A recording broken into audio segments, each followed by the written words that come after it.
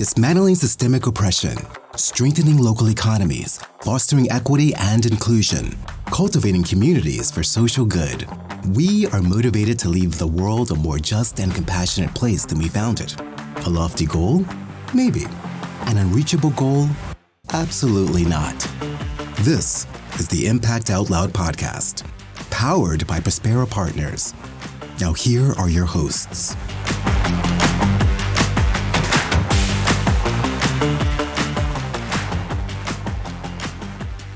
Hi, everybody. Welcome back to Impact Out Loud. I'm Vicki Pozzebon, and Eileen Everett is here today with me. Hi, Eileen. How are you? I am doing great today. I'm enjoying the change of seasons and all that comes with that. How are you doing today? Good. I am learning to transition into fall. It's not my favorite transition. I'm a warm weather person, but it's good. It's good to have a lot of rain for sure. And it's also good that we have an amazing guest with us today. So we will introduce you to our friend and client and overall good human. Kim Brown is here, who is the executive director, CEO. I'm not sure which one is your title. We have to figure that out. Of Girls Incorporated of Santa Fe. So welcome, Kim. It's so nice to have you here. Hey, thanks for having me. It's technically CEO, but I often say just director because it does matter what space I'm in. So yeah, technically CEO. That makes sense. Well, thank you for having me here. It's going to be great. Yeah, we're excited to talk with you because it's always really good to talk with you about all sorts of things in not just the nonprofit sector, but in the youth space that you're working in and equity work that you all are doing to really make sure that the youth are supported. So we're going to talk about all of that today. So give us a little background on Girls Inc. and your history with Girls Inc. Well, thanks. Girls Inc. of Santa Fe is an affiliate of a national organization. We have our own board and 501c3 here in New Mexico. We've been around for almost 70 years, which is kind of crazy, 1955, and formerly known as the Girls Clubs, when the Boys Clubs and the Girls Clubs were two separate organizations. And the Boys Clubs started taking girls, so they changed their name, and we changed our name to Girls Incorporated. Obviously, the programs that we do are not the same programs we did in the 50s. That would be really nuts if we were still doing baking and sewing and cooking. And although I don't know, some of those skills I probably could use right now. But so obviously, like, our programs have changed with the times, and our mission's inspiring all girls to be strong, smart, and bold. And we believe that to be healthy, educated, and independent. So we give girls opportunities to learn new things, take on new challenges, and we like them to have, positive risk taking. And so they can kind of learn from their experiences and apply that to life. We serve about 1,000 girls annually, and I think we're going to be creeping up at like 1,300 this year, which is fabulous. And we're always full and on a wait list, and the need in New Mexico is really great. So we are working to kind of expand our programs as much as possible. Mm-hmm. Yeah. What does that look like in New Mexico? Like, what does the work look like in terms of expanding? Yeah, so we do our programs right now at our center, as well as out in the school as part of the school day. And right now, I think on a weekly basis, we're serving about 400 girls in the schools and about 75 girls at our center. We have extreme capacity problems at our center. We filled up in 4 minutes for summer camp. 4 minutes? 4 minutes. Whoa. All the parents describe it like it's concert tickets. They're like, we sit by the computer and keep hitting refresh until it comes up. And fill it out as quickly as possible. And press enter. Yeah, it's pretty intense. And we filled up in 4 minutes. And in 15 minutes, we had a whole enough girls to fill a second summer camp and then still be on a wait list. So this year was the first time we filled up after school in about 10 minutes. So that was also pretty intense. So yeah, for expansion for us, we definitely need to be considering facilities and what that might look for us, because we do provide care at the same time as we provide our impactful programs. So that time when parents are working and their kids are out of school, we provide a place for them to be that's safe and educational and supportive. And then our expansion out into the schools and back into some of the pueblos and the surrounding areas, Espanola. And so, we want to do a really good job in the surrounding areas of northern New Mexico. And, my dream, I guess, would be that we were Girls Inc. of New Mexico instead of Girls Inc. of Santa Fe one of these days. Yeah, it's a good dream. Kim, I'm wondering if you can tell some of our audience members who maybe haven't had direct experience working with youth some of the similarities and differences of what it means to support youth in schools versus out of school time, after school, and summer programs. Can you maybe share a little bit more context for those who haven't had that experience? Yeah, absolutely. At our center, we're out of school time. So it's after school, summer camp, spring break camp, evening and weekend programs. We do a lot of family strengthening programs. We're able to build relationships with families really strongly because they're dropping off their girls. And a new kind of initiative we have this school year is to do a lot of family strengthening activities like our program Growing Together, which takes a trusted adult and a young person and talks through sex and sexuality and opens those lines of communication. Because if you can communicate with your young person in your life about sex and sexuality, you can communicate about anything. So at the center, the girls get 300 or more hours per year. So it's a really impactful, in-depth program, a lot of different experiences. And those girls also stay with us for 4 or 5 years. So on average, it's about 4 years. Some of them stay with us for 8 or 9 years because we start at age 5 and go all the way up to 18 at our center. In the schools, we start a little bit older. So it's about 9 years old, right when they're starting to developmentally move from, their parent units as their points of information to other outwardly and looking outwardly and how they relate to the outward world. And that's really important because they're looking for mentors, positive relationships with peers, things like that. So we stay with them during those transitional times. So at a school, like at one of the middle schools here, we serve 6 groups of girls of 15 to 20 each. So we're able to kind of make this impact on the school culture and how girls relate with one another and what they consider to be a good friend and how they deal with conflict. And we hear from the teachers and the principals that girls are more attentive, they get better grades, they come to school more often when they're participating in our programs. And they're always saying, they know when they see a Girls Inc. girl. Now, the flip side is we only get to see them about 50 hours of a school year because they are in school and we can't see them 300 hours when they're in school. And so the program kind of scratches the surfaces of what we could do at our center.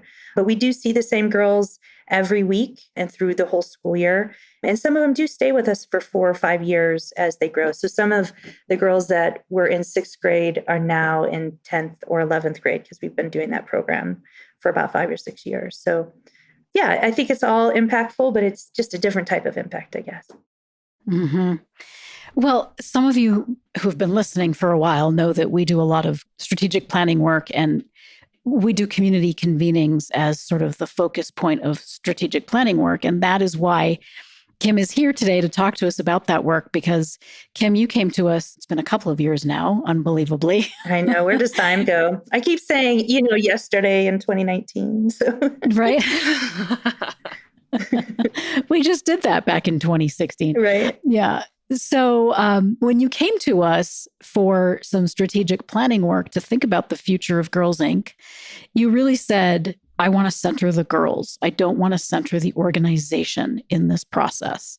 We really want to think about how our work impacts the girls, but how are they really centered in all of the work that we do? So walk us through that process and why you came to that decision and what that looked like. Yeah, I think we forget as nonprofit workers that we're not here just for our mission. We're here to improve community. And so the center isn't always us, right? The center isn't the nonprofit. And I think, a lot of nonprofits and a lot of nonprofit leaders spend a lot of time thinking about what their organization needs rather than saying, what does the community need for my organization to be doing? And so when we were looking towards moving forward with our strategic planning process, I didn't want the center of what the discussion was to be what staff or the board thought we should be doing. I really wanted the center to be the girls and what they need. So, I was really thrilled to work with you all on that process. And I think you guys really helped us kind of take that idea and really run with it because that was what you guys were already doing. So it was just a perfect alignment. I'm wondering if you can maybe expand a little bit for those who didn't have a chance to engage in the process with Girls Inc. for community-centered or girl-centered strategic planning. Can you share a little bit more around how, I guess the framing I keep thinking about is when I hear a lot of people in the world talk about centering youth, A lot of the processes are focused on picking a handful of youth and putting them on an advisory committee. And often the youth that get selected to participate in things like that or in a stakeholder group are the youth that aren't necessarily the ones that we want to actually reach, that are a little bit further away from the opportunities. And you took a very different approach of how do you really collect as many different voices from girls and youth as possible. Can you just tell our audience a little bit more about that approach of, because it is a little bit about power. And so often what happens is, again, even when people look to youth and youth voice, it tends to be just a small group, and you took a much broader approach. So can you share a little bit more about that and maybe the why behind that? As part of all of our groups that we were serving at the time, so I think we had like 200 or 250 young people participate. And when we say girl, we really mean like anybody that really wants to participate in our programs, girls or non-binary folks, or I don't know, anybody that really wants to participate in our programs. And so we worked with probably about 200, 250 youth, and we ran them through some activities. And first, we trained the staff on how to have these conversations. And it was really based on kind of some of the things you guys developed of, what do young people want adults to know? What do they feel like are the opportunities they're missing?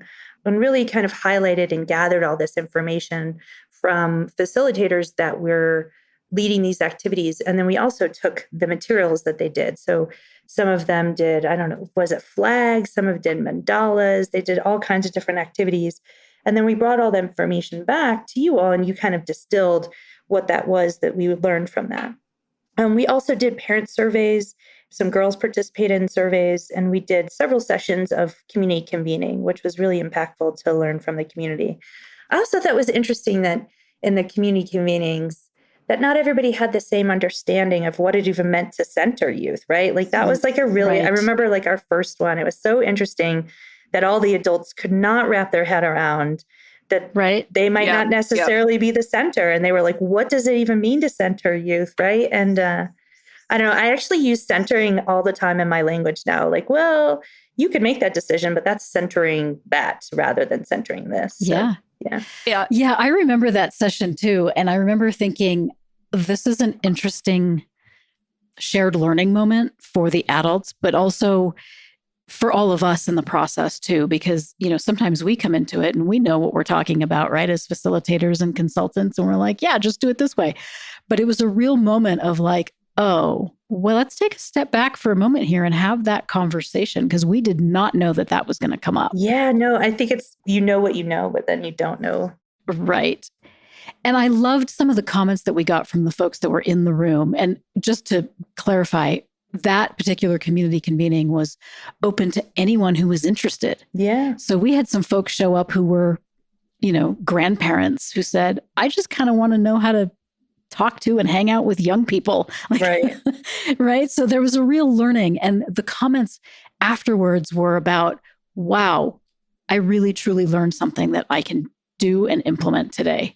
Right. Which was really great. Yeah. And I think it was great because we were there to learn from them, right? We were asking them a lot of questions and trying to take stuff away. But there was also like the shared learning moment of the adults. And there was a lot of people there that we've never engaged with. So they were new people from the community there to learn and share with us. So that was wonderful. I think it also is a demonstration of how community-centered can mean so many different things, because the work that we all did together was focused on centering young voices, which those of us, again, who have had that experience of engaging directly with youth, I mean, youth know what's up. They know what they want, what they need. It's giving them the space and platform to be able to voice that.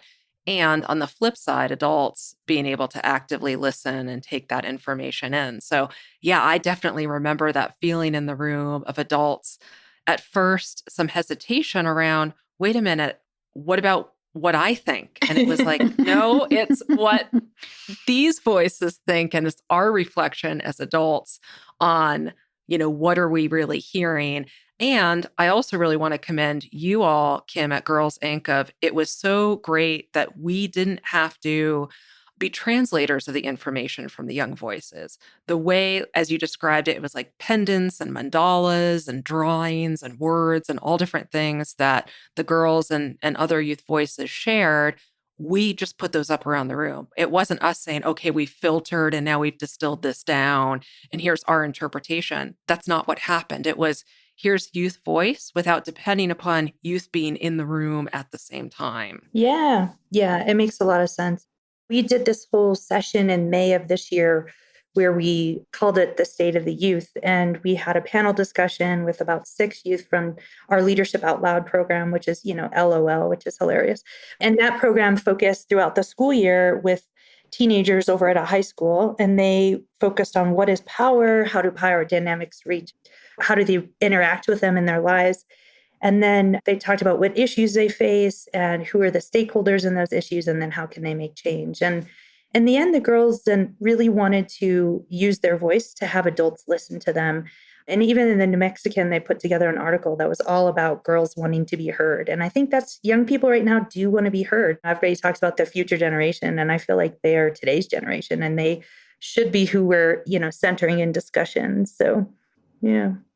Yeah, it's really interesting to see how your organization has always centered youth, but continues to, because there's so many youth-focused organizations that the programmatic staff is always out there out front talking about what's going on and sharing the knowledge and sharing the learnings. And you all don't shy away from having the girls or the participants in the programs share that, right? They're asked to talk to folks in public. It's part of their development and growth is to sort of be in public and learn advocacy and to be out there. Like, you guys are taking them to our state house to really participate in legislation. What does that look like? It's an interesting dynamic for me as a leader, to be honest, because so many people expect to hear from me, but they really want to hear from the girls. And so at certain rallies or certain discussions, I let the girls speak and let them use their voices. And of course, we make sure that they have the tools and they feel comfortable doing it. And that's the girls that want to be out front and speaking.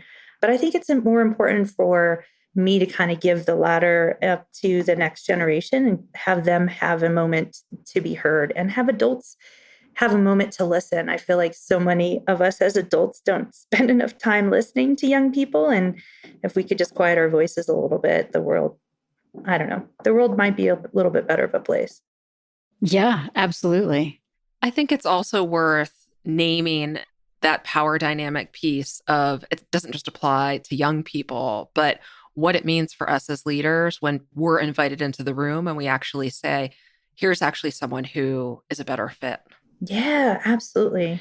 Or, okay, you've handed me the mic, but I'm going to actually not say anything and use the power to hand the mic to someone else. Yeah. Right now, who normally doesn't ever get past the mic. I don't think we talk about that enough. We don't. We absolutely don't. I think that's really important as leaders. And especially, as a white woman, I've struggled with how can I lead this organization in the best way possible. And I think that's exactly my role, is to be sure that I'm uplifting voices that might not have the same platform as I've been granted in this moment. And how can I kind of step aside and say, hey, everybody, listen to this person. They're smarter and stronger and bolder than I am, and they deserve and should have the platform when so freely it's given to me. So, yeah. Well, that is a great segue for our part 2 discussion we're going to have with you, because we just have always thought of you as such a great leader in so many ways, not just how you embody leadership, but how you also share leadership and what that looks like for you personally and for the organization and for the work.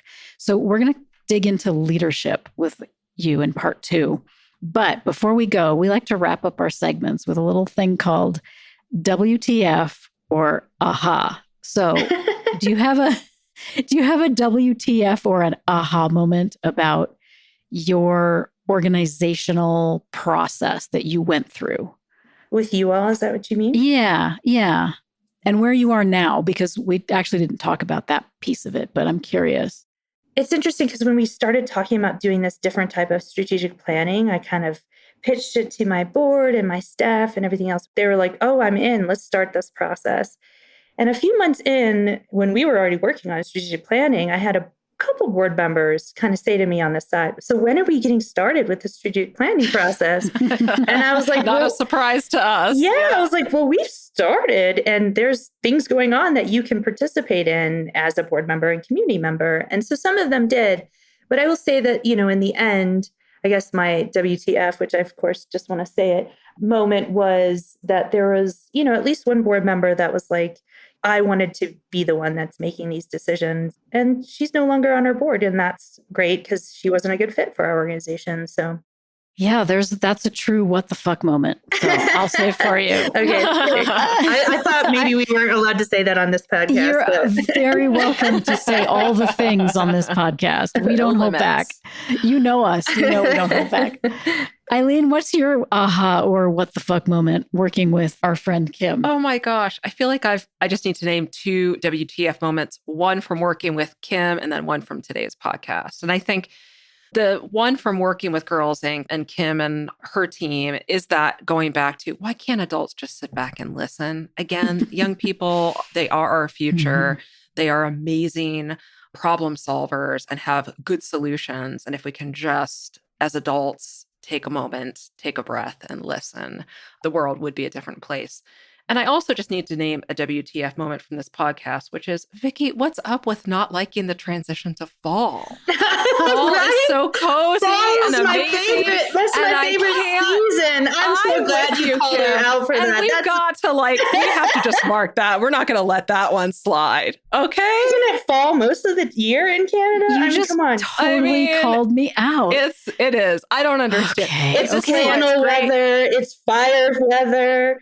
This is the great thing. We're all different. We have different preferences, but I'm a little like, fall's amazing. It's okay if Vicki's preference is wrong, though. So that's true. I think you're outnumbered today, Vicki. And so, Vicki, what's your WTF or aha? Well, my WTF moment is thanks for being my friends and calling me out. We'll send you extra blankets so you can be nice and warm and extra cozy. That is part of what I need. I have terrible circulation. I don't like to be cold. So it's not an easy transition bodily.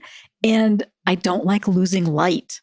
I love sunshine. I love that it's sunny for 12 plus hours a day. That's what candles are for, though. All right. So Vicki needs one of those happy lights to put at her desk so she can bask in a happy light. And then she needs pocket warmers for her sweaters. Yes. I was wearing a scarf yesterday and I got called out for it. So I was like, oh, I am cold. And it was like 65 degrees.